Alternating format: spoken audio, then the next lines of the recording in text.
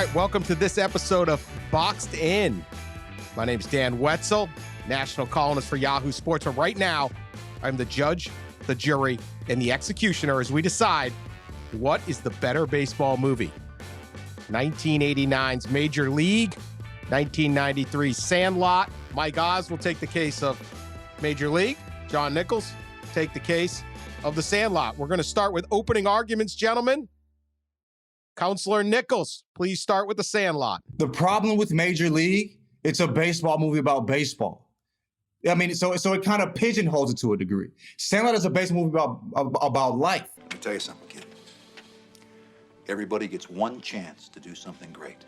I think we're not just watching characters, we're seeing ourselves on screen, people we know on screen. And all the storylines are so relatable. Squint's crush on Wendy, we've all been there. Smalls coming from a broken family, struggling to make friends, trying to build a relationship with his dad, Benny facing his fears and conquering them. And even the myth of Mr. Murdo the Great, and the Beast, what I'm saying? I feel like we all can relate to it so much as kids, looking back as adults. So I think it's everybody's childhood, and that's why so many people have seen it and so many people relate to it, so many people love the movie.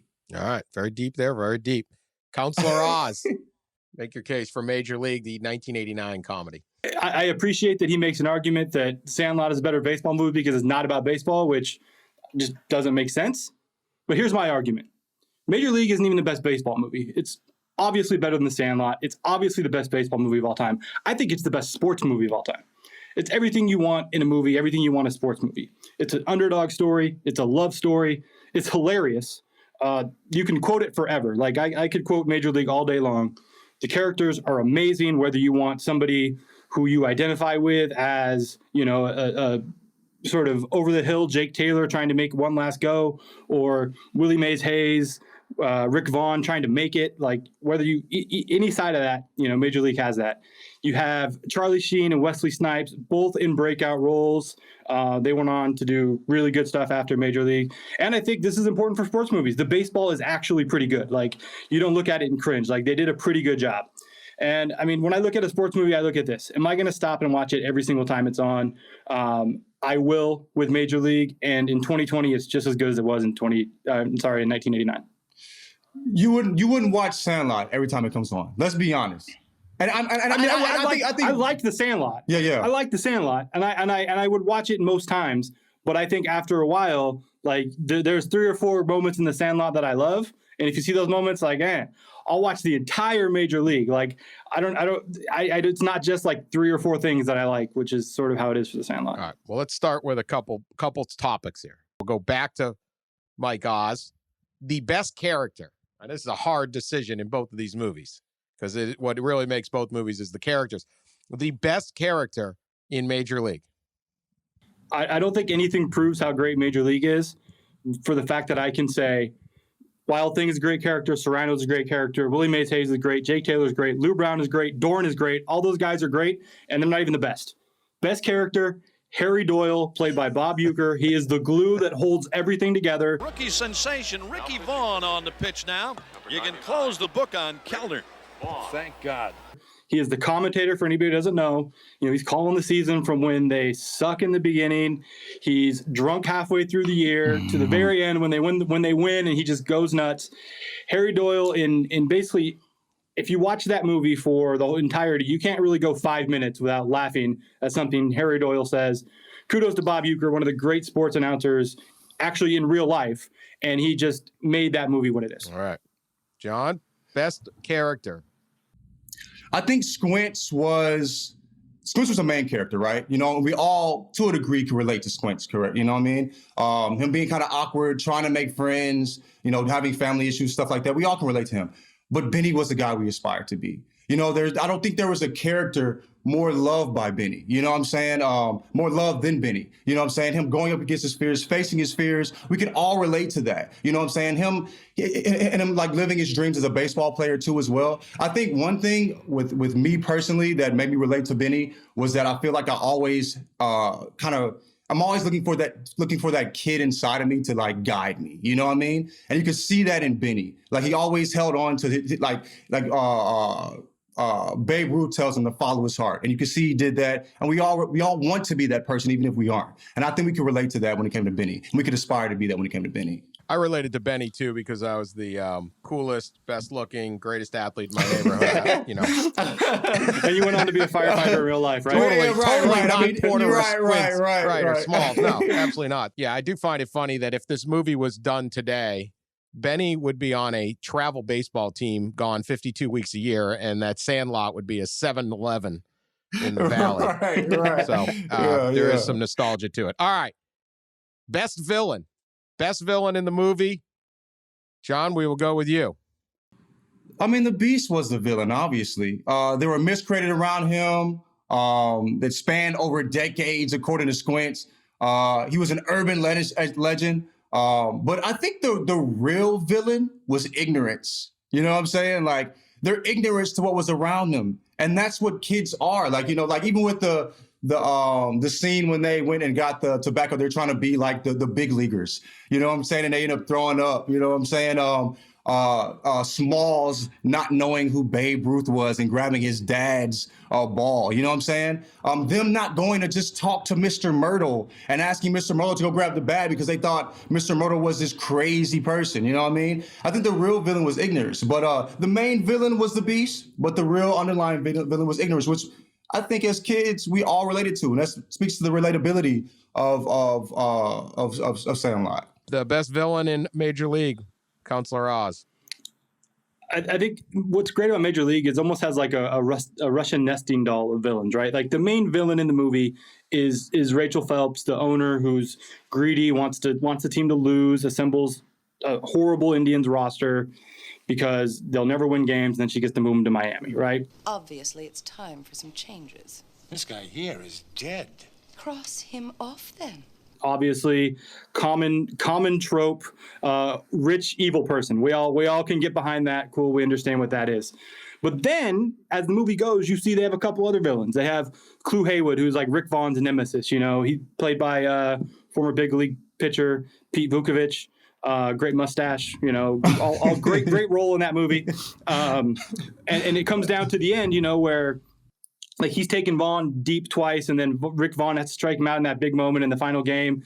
And dude, like it's amazing. And then you also have, you know, the ultimate big bad in all of this is the villain is the Yankees. And John, I love your argument about, you know, ignorance being the bad guy and the villain, or the bad guy in the Sandlot, and we can all relate to that. But we can also all relate to the Yankees are the big villain. Like everybody knows the Yankees are the biggest villain in sports, and to them to be the villain in Major League is perfect. Vukovich was incredible in that role, but very deep point by the ignorance. I mean, that was deep. It That is. was much deeper than I thought the initial edition of Boxed In was getting when we're discussing the I think that's what Sandlot. happens when you watch the Sandlot as an adult, right? Yeah. When you watch it as an adult, you're like, oh yeah, I see what's I going thought on we were here. going to spend That's way a- more time talking about Wendy Peppercorn and much less about, you know, deep things like that. So go ahead, John. To me, Sandlot is similar to Wonder Years in the fact that when you're younger, you relate to it because you're a kid, and you see Fred Savage's point of view, right? And then and you kind of like have disdain for the dad. But then as you get older and you watch it, you kind of sympathize with the dad because you kind of understand what he's going through. You know what I mean? And so you see it from two different lenses. And I think that's the same thing with Sandlot. You understand it from a different point of view when you watch it. So you can watch it in multiple times and get something different from it, depending on where you're at in life. All right. I wish I had a deep argument like that about Major League. I really don't. I can only say that it's funny when you're 8. It's funny when you're 40. It takes you into what it's like to be a professional baseball player. Yeah. And in a way that, you know, now that I cover baseball, like it's not out of the ordinary. I mean, it's not crazy. It's not made up. Like some of this stuff is really real when we're talking about superstitions and you got to do this thing on this day so that we're going to win. And, you know, the beef between Dorn and Vaughn, where, you know, think about that big moment he comes out to him when you think that they're going to brawl, and he walks up to him before, you know, this big showdown with Clay Haywood and says, Strike this mother out. and you're just like, yeah, give this to me. This is what sports is all about in movie form, and it's amazing. Okay. John, your choice. This is the hardest category. Best quote of the Sandlot. Then we'll get to Major League. There's so many quotables in Sandlot. I think the one that set with me was when Babe Ruth came to Benny at night in a dream, right before he pickled the beast. You know what I'm saying? And he said, Remember, kid, there's heroes and there's legends. Heroes get remembered, but legends never die. Follow your heart, kid. You never go wrong. that is great life advice. I don't know if remember kid, there's heroes and there's legends. Like I think heroes and legends are kind of synonymous, so I don't know if that necessarily makes sense, but it sounds really good. But yeah, I think they're very, very similar. But I think that's something you could take with you. All right. You know what I'm saying? As a kid watching it, I took that with me. All right. You're killing me, Smalls does not get mentioned. You're killing me, Smalls is the best quote in Sandlot. I say it. I still say it all the time. But I mean, you're killing me, Smalls. It's funny. You know, Can we declare a mistrial right now? I don't know. Since he didn't say you're killing me, You're Smalls. making a very good case, but you missed. This was the home run I'm shot. an adult. If the quote doesn't fit, you must acquit. Counselor Oz, we're moving on. You're out, Counselor.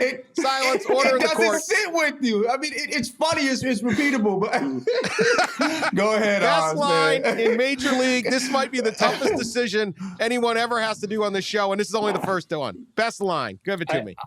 So as a human being and as a child, my favorite line was anything related to Joe Boo and his rum.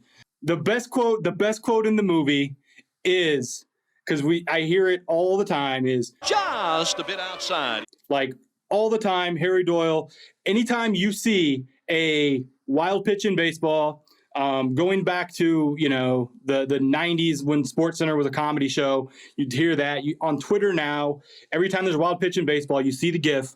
It has permeated baseball culture in a way that, no other line in that movie did. As much as I love Joe Boo and his rum, it is just a bit outside. I will always love, forget about the curveball, Ricky. Give him the heater. That's life advice, too, right there. That's the thing that I trip off with Sandlot. It's like, you said it permeates baseball culture. These quotes permeate life. You know what I'm saying? This movie permeates life. And as a baseball movie, I understand. A lot of baseball is, it's be about baseball. But also, that's why everybody's seen Sandlot.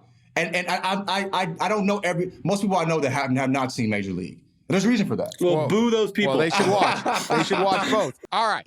Before I make my ruling, one sentence, closing arguments. John, you can go first. Sandlot was in 93. Major League was in 89. Major League feels like 89. Sandlot feels like it could be made 4 or 5 years ago. Sandlot is truly timeless. It's the better movie. All right, that was a run-on sentence, but not bad. Oz, definitely a run-on. Mine's gonna have a lot of long dashes. Go watch the final scene of Major League. Chills the entire time. I'm 40 years old. I've been watching this movie for 25 years. The ending still gets me choked up. It is fantastic. All right, I am going to make my ruling. We have got Yahoo Sports users. We have a vote. We polled them on Twitter, apparently. Which baseball movie is better, Major League or The Sandlot? Sandlot won 52.1% to 47.9%. I don't listen to them. I am ruling in favor of Major League because of just what Mike Oz said. The final part of that movie is the best sports. That and Hoosiers, I think, are the only two that feel so real. It is a lengthy final game. You have Ricky Vaughn coming in to strike out Hayward in the top of the ninth, and then you have the dramatic bottom of the ninth. Absolutely fantastic, true sports thing. It remains, you go to Cleveland, you hang out at some of the great bars in Cleveland, like Johnny's Little Bar, and they will still talk about this like it actually happened, because nothing good in Cleveland ever happens in sports. The Indians win it! The Indians win it! Oh, my God, the Indians win it! It was one of the best sports things. The Sandlot is about taking the ball from the dog. Now, granted, Benny has trained his pickle skills to be able to do this, but not as good. The ruling, Major League, because of that final scene. Watch them both. Can I also emphasize that the music in the final scene, like the way they did the music in that final scene makes it so good. See, Wetz is crying. I am. He's getting choked up because of it. And here we go. I brought my crown today. I'm bringing the Jobu hat to celebrate the victory of Major League. Here we go. I question both you guys' taste. Well, that's I would Terrible, do that on every occasion. The masses anything have I have to say. But it doesn't matter. It's my courtroom. We'll be back next time on Boxed In. Thanks for watching. We know you got nothing else to watch these days, so watch the movies. Talk to you later.